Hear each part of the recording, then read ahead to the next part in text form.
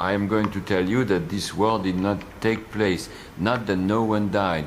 People died. I am telling you something stranger, that what you watched was not a war. To see why, you must see what war has become. There was hot war, bodies, mud, two armies tearing at each other. Then Cold War, 40 years of two giants who never struck, holding each other still by sheer threat.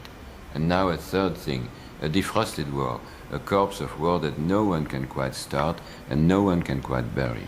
Here is the mutation. Deterrence used to run between two matched powers. Each froze the other, but one giant collapsed. So the remaining power has no one left to deter, except itself. Its strength has grown so total that to actually use it in the old way has become almost obscene, unthinkable, and so the West now deters itself. The threat circulates endlessly, it inflates, it announces itself, it fills the screens, and it never quite lands as real combat. War has started to behave like money. It moves in an abstract electronic space, it generates enormous effects, and it never has to touch the ground to do so. Hold that thought. A power too vast to be used does not make peace, it makes a performance. Notice who became the central figure of this conflict. Not the warrior, the hostage.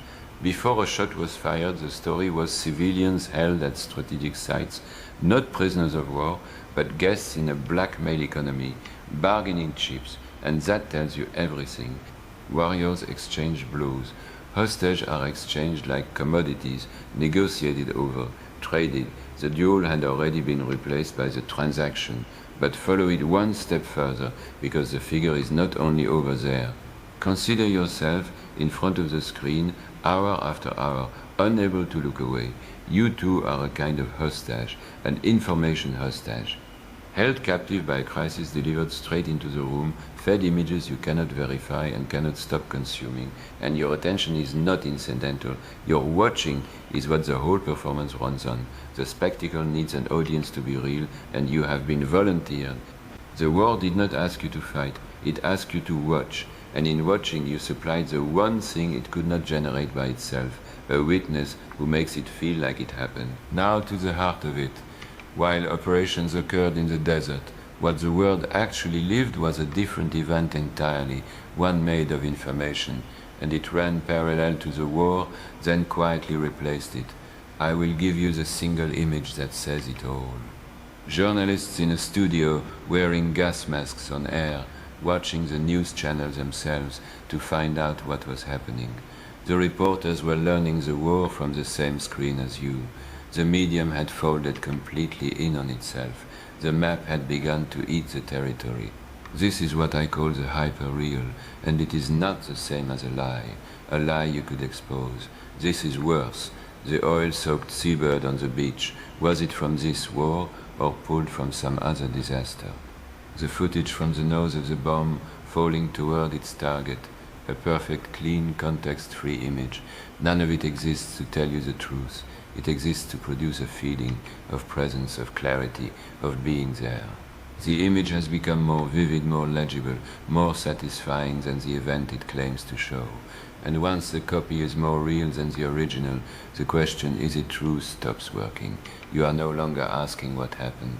You are only feeling what you are given to feel. We kept using one word, surgical. A clean war, precision strikes, minimal damage, no mess, and they meant it as reassurance. But turn the word over. The cleaner the war, the less it resembles a war at all. War, in any meaning the word ever had, is the encounter of bodies, risk, flesh, two adversaries who can each destroy the other. Take all that away and what remains? A high-tech procedure, destruction in a sealed container. Not a fight, a process, with the enemy appearing only as a target on a screen. And the unreality went all the way down. Both sides deployed decoys, inflatable tanks, fake launchers, built to absorb the precision strikes, the stealth bombers opened by hitting dummy targets. Disinformation was fed deliberately to mislead. When counterfeit production becomes the main activity of the war itself has become the ultimate decoy, and then the disparity was so total there was no real encounter at all. One side was paralyzed by electronic warfare and surrendered before the ground troops even arrived. There was in the end almost nothing to see, because the other side had already disappeared. And look who was left standing. The strong man stayed in power, not by escaping them, but because he was useful to them, worth keeping.